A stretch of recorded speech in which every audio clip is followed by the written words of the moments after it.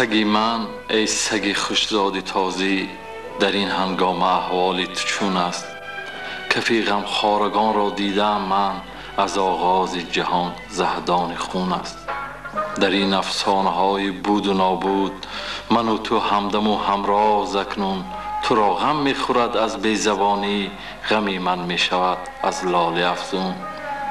چو دیدم نامسلمان قدم ماند و درگاهی من از دنیای سردی، دریغا من زبان بربسته بودم، ولی تو آن زمان عکاس کردی.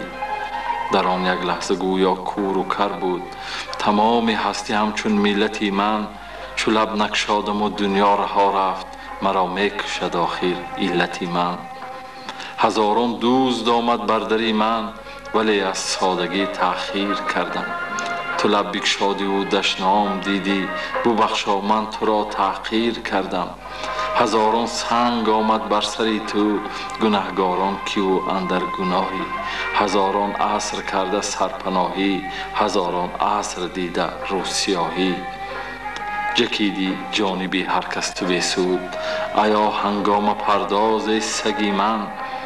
به سوی من بجک زین بعد تنها، که جز من نیست من را هیچ دشمن.